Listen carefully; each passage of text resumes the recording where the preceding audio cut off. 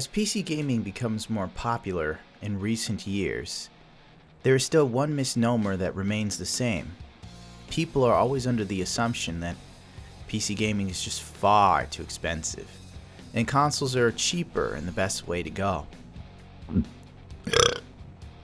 As a former console gamer, I don't exactly find this to be true, and I figured to take some time out of my day to mess around with a graphics card I'd had for a while now. It's the XFX R7370. This card is no longer available new, and if you were to try and buy it new from some sort of half-baked reseller on Amazon, they charge you an arm and a leg. I currently have the 2GB version. Now, you do not have to go with this card, because frankly there are numerous cards that match or exceed this card at around the same price range. For instance, you can always get an R9 380, a far better graphics card. And frankly, you can find them from anywhere for $80 to up to $140. This would probably be your best bet. The GTX 960 is another option. Far stronger. You see about 10 frames in everything over the R7370. The GTX 950, for instance, another decent card. Even the GTX 750 Ti, which has become very long in the tooth, is still very viable in this area. In fact, you can find it secondhand for like $50. Some of these cards have great prices. Since I'm using the XFX, the R7370, I found this card to be quite impressive actually. There is a downside to my card though. It is a 2GB model. Therefore, a lot of modern games won't run very well on it. Case in point, Watch Dogs 2. Yes, it'll run, and you can get anywhere from 30 to 50 frames depending on what settings you get, but we'll probably stick to 30 to be honest. But the texture quality is going to be lacking. In fact, the presentation will be superior on consoles for visual fidelity, without a shadow of a doubt. Due to the low memory of this graphics card, you can't really put too many textures on it. You'd have to rock low settings, and frankly, Watch Dogs 2 on low is atrocious to look at. The overall point of this video is the fact that in many places this cheap graphics card exceeds a console, and it's still cheaper than a console. So if you have a modern day PC from, let's say, Dell or Lenovo, and it has a decent CPU in it, any 4-core will do honestly, whether it's AMD or Intel, then basically the only thing you need to have a gaming PC is a graphics card.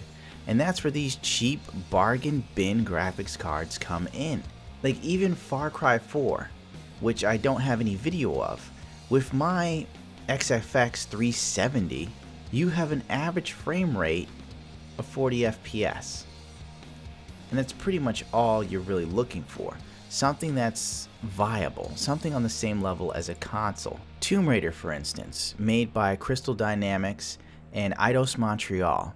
I have to say that my respect for them as far as developers go has grown exponentially on Tomb Raider alone. Why? Because even with a 2GB graphics card in medium to high settings, not only is Tomb Raider still beautiful to look at, it runs pretty damn well. You're getting a better visual experience than, let's say, Xbox or even PS4 in higher frame rates. You can reach 50 FPS. A few setting tweaks and you're there. Or if you really want to hang on to those beautiful graphics and stay at a lock 30, it's completely possible. In fact, you're constantly over 30 in many occasions with this game. I was honestly blown away by this. I really didn't expect it to perform this well at all. There's no words really. That's just how impressive the game actually came through. I mean, I couldn't believe it. The new Hitman game for the PlayStation and Xbox One with unlocked frame rates, it's very variable, honestly. Like, it's all over the place. Some areas of Hitman, you could see 60 FPS. In other areas of Hitman, you could drop as low as 20 FPS. So it was a mixed bag, honestly, from what I could understand and find out. Now, on PC, on the other hand, with this cheap graphics card that basically runs $50 to $80 depending on if you know how to bargain shop, ran Hitman at an average of 55 to 60 FPS with medium settings, high levels of detail, anthroposcopic filtering ×4, SSAO off, shadow maps on medium, and shadow rendering on medium. Remember, it's a 2GB graphics card, so it's not like I'm working with a lot here. You could enjoy Hitman pretty much at the 60 FPS range in almost any situation. Once again, this cheap graphics card did far better than I assumed it would. I tried my best to make it choke to death. That was my overall goal. I wanted to see if I could kill this card. Well, not kill it, but definitely make it not happy. Now, admittedly so, bumping up Hitman to high settings, then drop my frames to the high 40s. Is this a deal breaker? No, by any means, simply because I don't think you get high settings in the consoles, and you never once get anywhere near 20 FPS. Assassin's Creed Unity, which I grabbed off of a Humble Bundle sale. I think they're pretty much giving this shit away for $15, so if you don't know, now you know, hop on it. Assassin's Creed Unity, I've often seen many people benchmark over any other Assassin's Creed game, but then there are only 2 Assassin's Creed games that came out recently for the new consoles, this one and the Irish one. Wow, very descriptive, Gundam.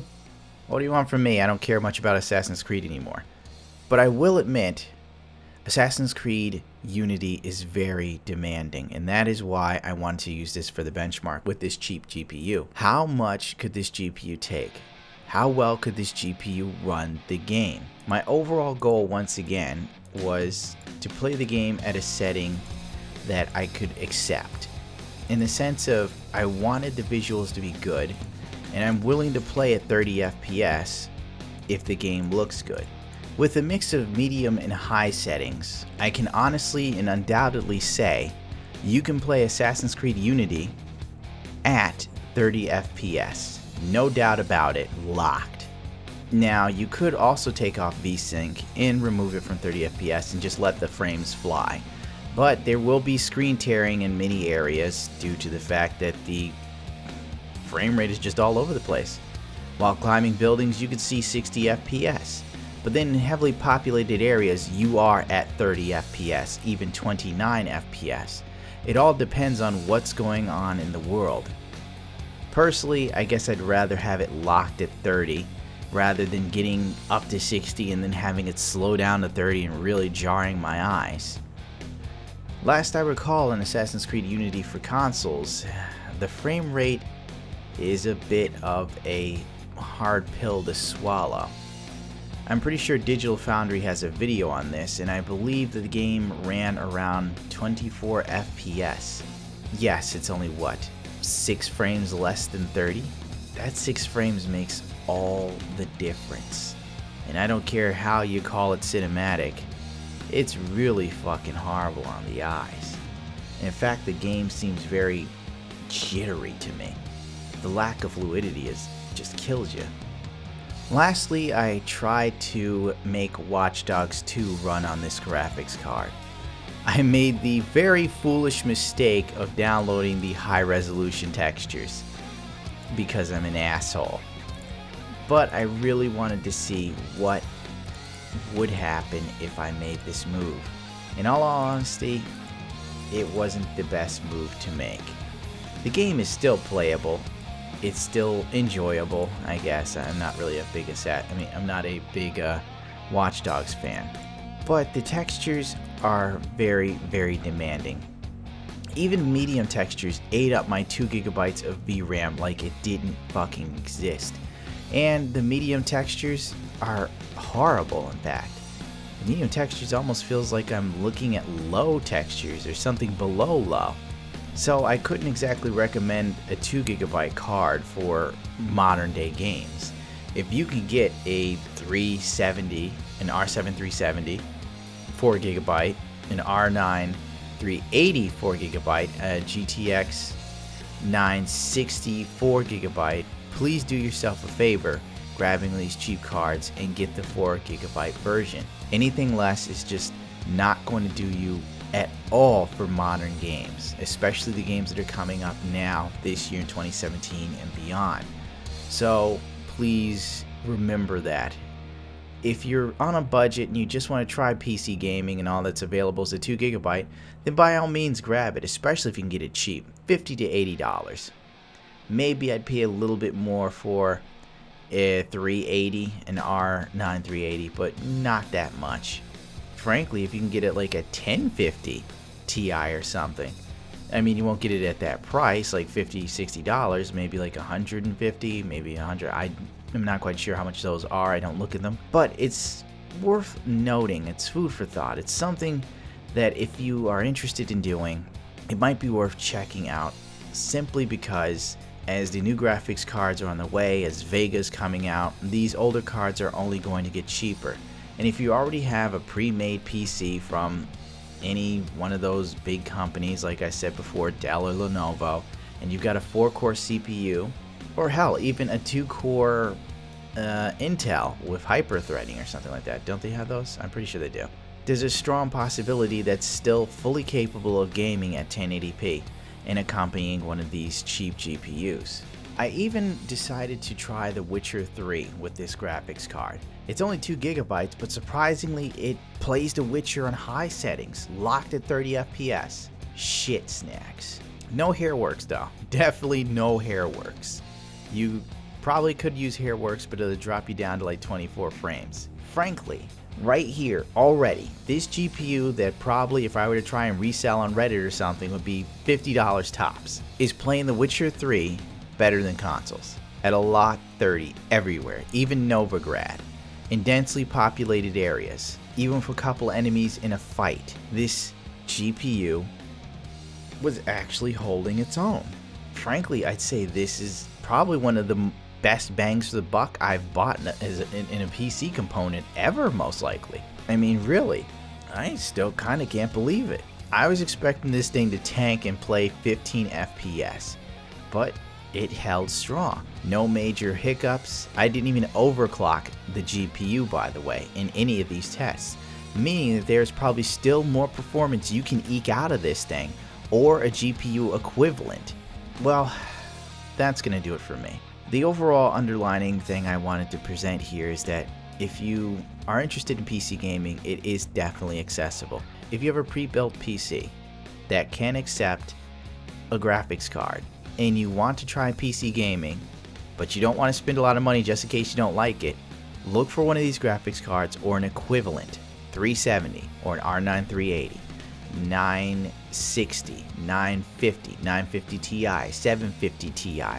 Look for something along those lines, as cheap as you can find it, plop it in your system, and get ready to roll. Oh, and make sure you have the power connectors too. I forgot that part.